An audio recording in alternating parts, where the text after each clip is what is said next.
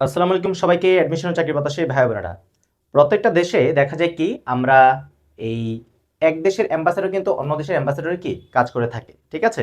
তেমনি এই কথাটা কেন বললাম, আজকে সাম্প্রতিক বিষয়াবলীর ক্লাসে যে প্রথম যে প্রশ্নটা দেখেন যে কি আছে, যে বাংলাদেশে নিযুক্ত চীনের রাষ্ট্রদূত ইয়াও ওয়েন, মানে আমাদের দেশে নিযুক্ত চীনের যে অ্যাম্বাসেডর বা আমাদের দেশেরও কিন্তু কিছু কি মানুষজন কিন্তু অন্যান্য দেশে অ্যাম্বাসেডর হিসেবে কর্মরত আছে। তো বাংলাদেশে নিযুক্ত চীনের অ্যাম্বাসেডরের নাম কি? ইয়াও ওয়েন, ঠিক আছে, ইয়াও ওয়েন। কারণ কি, চীনের সাথে আমাদের একটা বাণিজ্যিক সম্পর্ক অনেক আগে থেকে আছে, ঠিক আছে, বাণিজ্যিক অর্থনৈতিক সম্পর্ক অনেক আগে থেকে, এবং এটা থাকবেই। দেন 2 নম্বর প্রশ্ন যদি দেখি যে দেশের প্রথম ক্যাশলেস কারাগার। ক্যাশলেস কারাগার কি, মানে যেখানে টাকা পয়সার কোনো কিছু দরকার নেই, ঠিক আছে। হয়তো বা কি আমি একদম ডিজিটাল পেমেন্ট করতে পারছি, কার্ড হতে পারে, সেটা ভিসা বা আমেরিকা এক্সপ্রেস, বা হচ্ছে কি আমার নগদ হতে পারে, বিকাশ হতে পারে, ঠিক আছে।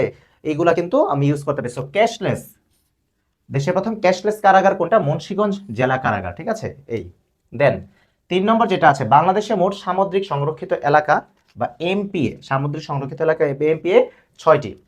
এর মধ্যে উল্লেখযোগ্য যদি কিছু বলি, যে সোয়াচ অফ নো গ্রাউন্ড আছে, ঠিক আছে, নিজুম দ্বীপ আছে, সেন্ট মার্টিন আছে, নাফ নদীর মোহনা আছে, সলিমপুর আছে, এই ঠিক আছে, এই 6টার মধ্যে কিছু আমি বললাম আর কি। দেন হজরত শাহজালাল আন্তর্জাতিক বিমানবন্দর 3rd টার্মিনাল উদ্বোধন হবে, ঠিক আছে। রোহানি বাহারিন, আমরা জানি যে উনি সিঙ্গাপুরের কি চাঙ্গি ইন্টারন্যাশনাল বিমানবন্দর, ওইটারও কি স্থপতি তিনি, এবং এই 3rd টার্মিনাল স্থপতি কিন্তু তিনি। এবং এই যে 3rd টার্মিনাল, এইটা উদ্বোধন করা হবে কবে? এই বছরেরই 16ই ডিসেম্বর, মানে বিজয় দিবসে কি আমাদের এই 3rd টার্মিনাল উদ্বোধন করা হবে। ওকে। দেন ঢাকায় নিযুক্ত আর্জেন্টিনার রাষ্ট্রদূতের নাম কি? Marcelo Carlos. কেন বললাম? ফিফা ওয়ার্ল্ড কাপ কিন্তু চলছে, এবং আর্জেন্টিনার রাষ্ট্রদূত কি করলো, গতকালকে কিন্তু উনি আবার ঢাকা বিশ্ববিদ্যালয় মানে ক্যাম্পাসে কি উনি কিন্তু খেলা দেখেছেন, এবং মেসির বন্ধু সহিত, হ্যাঁ। সো এই প্রশ্নটা কিন্তু আসতে পারে যে বাংলাদেশ নিযুক্ত আর্জেন্টিনার রাষ্ট্রদূতের নাম কি? Marcelo Carlos. ওকে। দেন 6 নম্বর, 2026 সালে জাতীয় কবি কাজী নজরুলের জন্মবার্ষিকীকে নজরুল বর্ষ হিসেবে ঘোষণা করা হয়েছে। আচ্ছা, মানে এবছর আমাদের যে জাতীয় কবি কাজী নজরুল ইসলাম আছে, তার কিন্তু 127তম জন্মবার্ষিকী পালন করা হয়েছে, এবং এই যে 127তম জন্মবার্ষিকী পালন করা হয়েছে, এইটাকে কি নজরুল বর্ষ হিসেবে ঘোষণা করা হয়েছে। ওকে। দেন চায়ের রাজধানী বলা হয় কোনটিকে? বাংলাদেশে যদি বলা হয় চায়ের রাজধানী কোনটিকে, সেটাকে কি শ্রীমঙ্গলকে বলা হয়। 2024 সালে গিয়েছিলাম, এবং সেখানে গিয়ে বাংলাদেশ চা গবেষণা ইনস্টিটিউট, সেটাও ঘুরে এসেছিলাম। তো আরেকটা প্রশ্ন আসতে পারে, বাংলাদেশ চা গবেষণা ইনস্টিটিউট কোথায় অবস্থিত? সেটাও কি শ্রীমঙ্গল, মৌলভীবাজার। ওকে। প্রধানমন্ত্রী তারেক রহমান যে দেশে প্রথমবারের মতো, ঠিক আছে, প্রথমবারের মতো রাষ্ট্রীয় সফর করেন, সেটা হচ্ছে কি মালয়েশিয়া। মানে প্রধানমন্ত্রী যে দায়িত্ব, সেই দায়িত্ব পাওয়ার পর তিনি যে দেশে কি প্রথম সফর করেন, রাষ্ট্রীয় সফর করেন, সেটা কি মালয়েশিয়া। ওকে। দেন ফিফা ওয়ার্ল্ড কাপের ইতিহাসে যে দুটি দল 1000তম ম্যাচ খেলেছে, ঠিক আছে, কিছু সিগনিফিক্যান্ট বিষয় থাকে, 100তম, 1000তম, 500তম প্রথম ম্যাচ, এরকম। সো 1000তম ম্যাচটা খেলেছে কি জাপান এবং হচ্ছে কি তিউনিশিয়া, ঠিক আছে।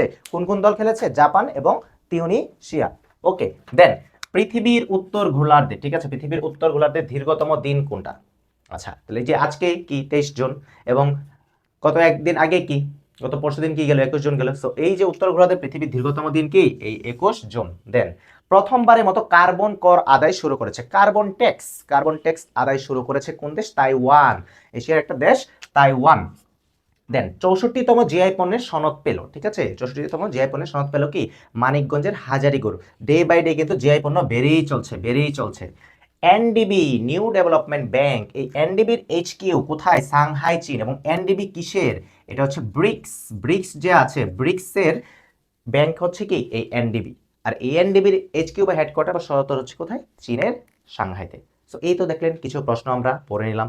তো এইভাবে যদি আপনি প্রতিনিয়ত কি পেপার যদি পড়েন বা হচ্ছে খবর দেখেন, আর যদি ওগুলো নাই করতে পারেন, অ্যাটলিস্ট যদি আমার এই পেজের ক্লাসগুলো করেন, যেগুলো ইউটিউবেও আমি প্লেলিস্ট আকারে দিয়ে দিচ্ছি, সো এই ক্লাসগুলো করলেও কি আপনি দেখা গেল কোনো এক্সাম দেওয়ার আগে বা প্রতিযোগিতামূলক পরীক্ষার আগে কি এই ক্লাসগুলো থেকে দেখা গেল যে 2-3 নম্বর আপনি কমন পেয়ে গেলেন। মানে সাম্প্রতিক জিকে থেকে যদি কোয়েশ্চেন আসে, দেন তো বাংলাদেশের আন্তর্জাতিক তো আছেই।